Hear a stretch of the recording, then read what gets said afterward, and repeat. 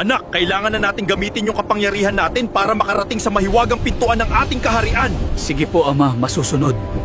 Anak, nandito na tayo sa harap ng pintuan ng ating kaharian. Opo, Ama. At nasasabik na rin po ako makita si Ina at ang ating kaharian. Magugulat yung ina mo at sobrang matutuwa yun pag nakita ka. Sana nga po, Ama. At hindi ako mapagalitan. Bakit ako biglang nawala? Babalikan pa kaya tayo ni Bagwis, Tay? Mamimiss ko talaga si Bagwis. Hindi ko rin alam, anak, at sana nga balikan pa tayo ni Bagwis dito. Hindi ko talaga, Ina. Akala tayo na darating tong araw na iiwan na tayo ni Bagwis. Ganun talaga, anak. Masasabi ko na wala talagang permanente dito sa mundo. Paano na tayo nito, Tay? Wala na magproprotekta sa atin laban kay Don Pakundo. Oo nga, anak. Malaking tulong talaga sa buhay natin yung si Bagwis. Naaalala mo pa ba tong lugar na to, anak?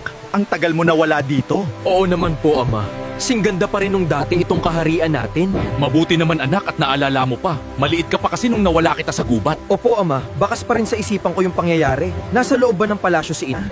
Mahal, natagpuan ko na yung anak natin. Anak, ikaw na ba yan?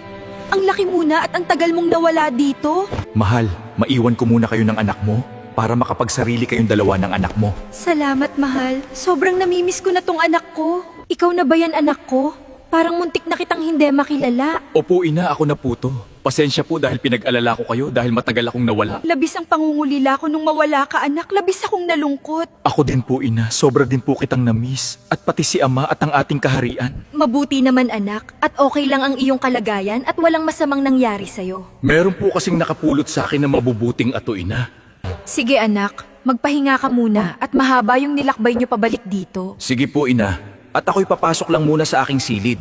Tay, eto na po yung mga gintong kayamanan na nabawi namin kay Don Pakundo. Dito po namin itinago. Mabuti naman, anak, at nakuha nyo ni Bagwis ulit yung mga ginto. Ano po gagawin natin dito sa mga ginto? At tiyak hindi titigil si Don Pakundo hanggat hindi niya to nakukuha ulit. Kailangan natin itong maitago ng mabuti, anak, para hindi niya mahanap. Sige, Tay, ako na po bahalang magtago dito sa mga ginto para hindi makita ni Don Pakundo. Sige, anak, at bukas pumunta tayo sa bayan para magbenta ng ilang pirasong ginto. Bumimili na rin tayo ng mga gulay at prutas, Tay, at mga karne para po sa konsumo natin. Oo, ha? anak, gagawin natin yan. Sasaglit din tayo sa simbahan para makapag-donate ng pera. Hello, Bugart. May mga tauhan ka pa ba na pwede nating magamit? At meron akong ipapagawa sa iyong trabaho na importante sa akin. Ikaw ba yung Don Pakundo? Matagal-tagal ka na hindi tumawag sa akin ha.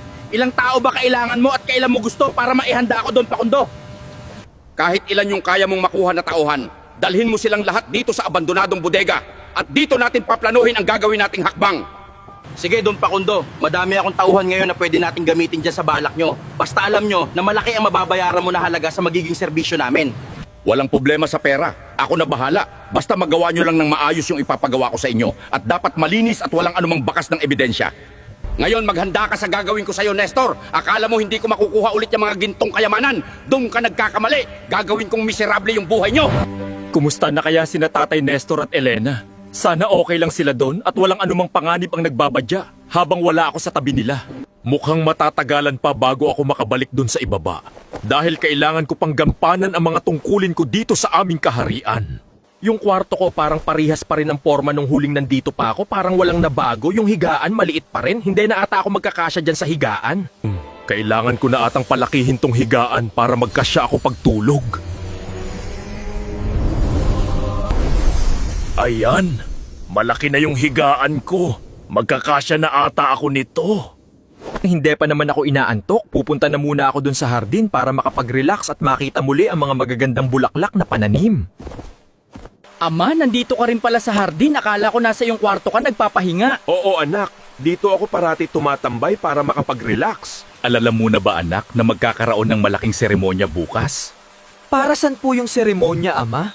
At bakit po biglaan? Ito ay tungkol sa iyo anak. Pinag-usapan na namin ito ng ina mo kanina. Ano po yung tungkol sa akin, Ama? Ba't may seremonya pa? Ipapasana namin yung katungkulan ng kaharian sa kamay mo anak. At ikaw na ang magiging bagong hari dito. Parang hindi pa po ako handa, Ama. Alalam namin na kaya mo yan anak. Nasa dugo mo. Nanalaitay ang pagiging magaling na hari. Ang panahon ang maghuhubog sa'yo. Pag tinanggap ko po yung tungkulin na yan, Ama, hindi na po ba ako makakabalik sa ibaba doon sa mga kaibigan ko na sina Tatay Nestor at si Elena? Parang ganun na nga ang mangyayari anak. Dahil kailangan kang manatili dito sa kaharian para gampanan ang iyong mga tungkulin.